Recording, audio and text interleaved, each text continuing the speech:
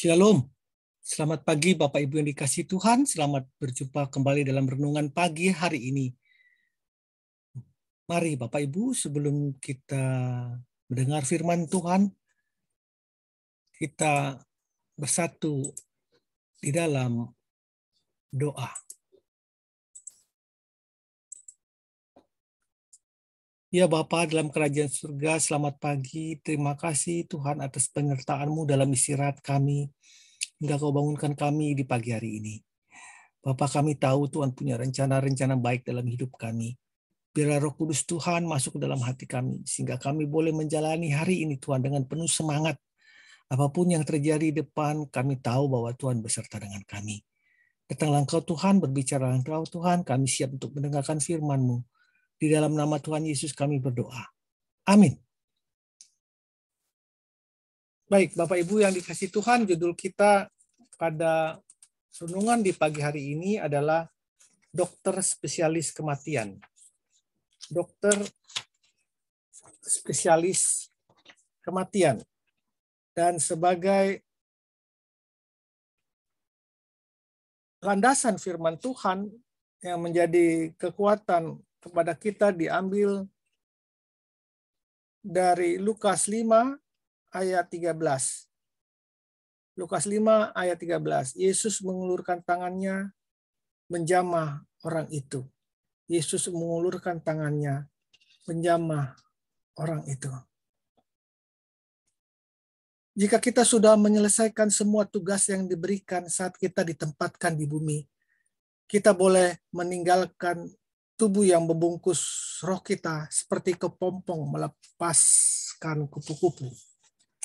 Jika saatnya sudah tepat, kita melepaskannya, lalu kita terbebas dari segala derita, bebas dari rasa takut, khawatir, bebas seperti kupu-kupu yang indah terbang pulang kepada Allah. Demikian surat Kubler kepada seorang anak pengidap kanker yang sedang menghadapi kematian. Kubler melakukan riset dan menolong ribuan orang yang menghadapi kematian baik anak maupun dewasa, termasuk pasien kanker dan AIDS. Ia mengajar di banyak sekolah kedokteran dan sekolah psikologi, pedagogi.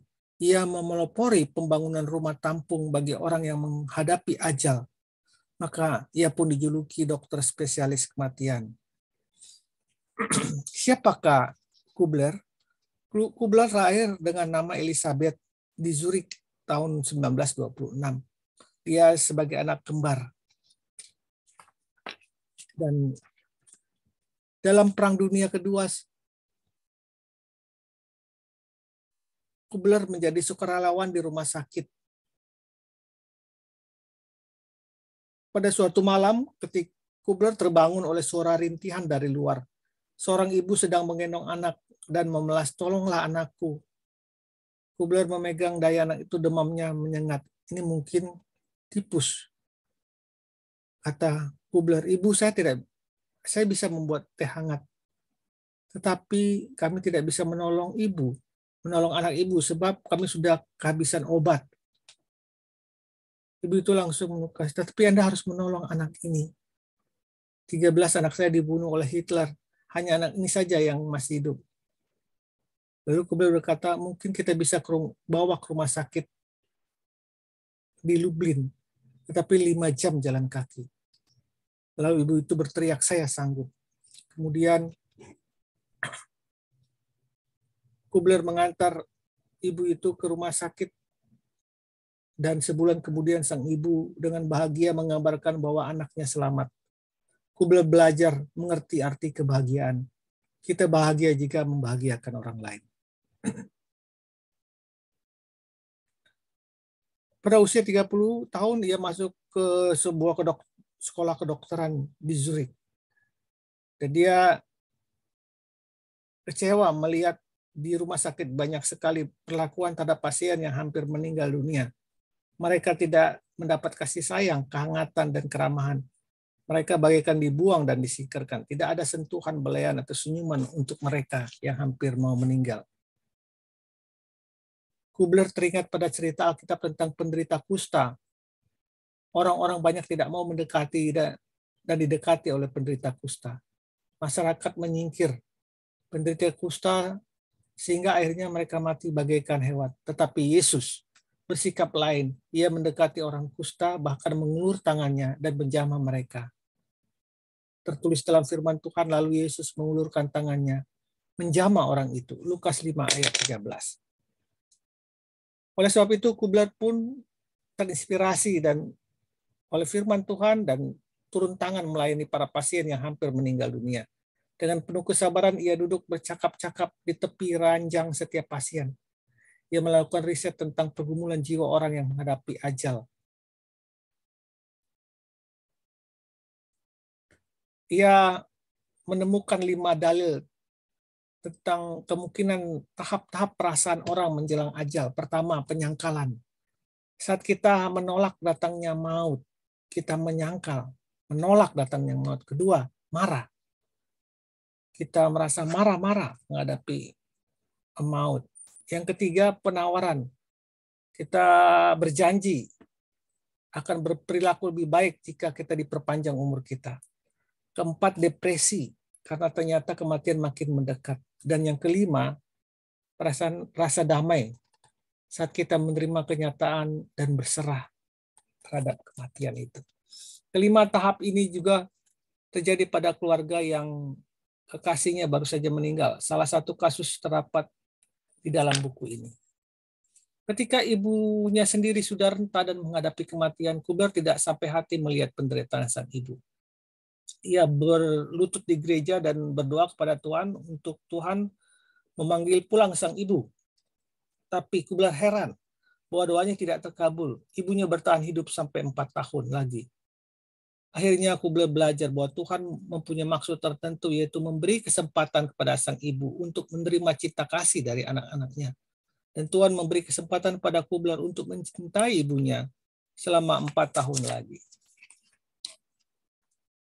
Di kemudian hari, Kubler membangun beberapa rumah singgah atau rumah tampung untuk pasien kanker yang sudah mendekati ajal. Pada usia 69 tahun, Kubler kena stroke. Ia lumpuh akibatnya rumah tampungnya atau rumah singgahnya ditutup. Ia hanya bisa bergerak dengan bantuan kursi roda sampai meninggal usia 78 tahun. Dalam keadaan lumpuh, Kubler menulis bukunya yang ke-23 berupa autobiografi dengan judul The Wheel of Life, A Memory of Living and Dying. Ada beberapa tema yang mengemuka tulisnya. Hidup ini berat. Hidup adalah perjuangan. Hidup adalah seperti bersekolah. Kita mendapat banyak pelajaran. Makin banyak pelajaran, makin susah. Di bagian lain ia menulis tidak ada yang kebetulan. Semua yang terjadi dalam hidup mempunyai maksud positif. Tulisnya pula, seluruh tujuan hidup adalah untuk bertumbuh. Pelajaran intinya adalah belajar mencintai dan dicintai tanpa syarat. Dan itulah pelajaran yang paling susah. Namun tema yang paling menonjol dalam autobiografi Elizabeth Kubler-Ross ini adalah keyakinan bahwa tiap orang ditempatkan di bumi untuk tugas tertentu. Tugas itu unik. Sebagaimana tiap orang pun unik. Tugas itu membuat hidup kita berarti dan berakhir dengan tuntas. Demikianlah renungan pagi yang diambil dari seri Selamat Berjuang karya Andar Ismail. Bahwa hidup ini harus kita gunakan sebaik mungkin untuk hal-hal yang positif dan berguna dalam hidup ini. Dan kita mempunyai tugas masing-masing. Tiap orang mempunyai tugas masing-masing. Tugas itu membuat hidup kita berarti dan kita harus tuntaskan semuanya dengan baik.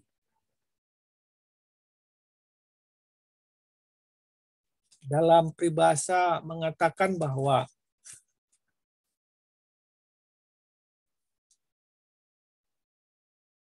binatang atau hewan meninggalkan belang dan manusia meninggalkan nama yang baik yang dikenal oleh setiap orang. Selamat melangkah, selamat berjalan di hari yang baru ini.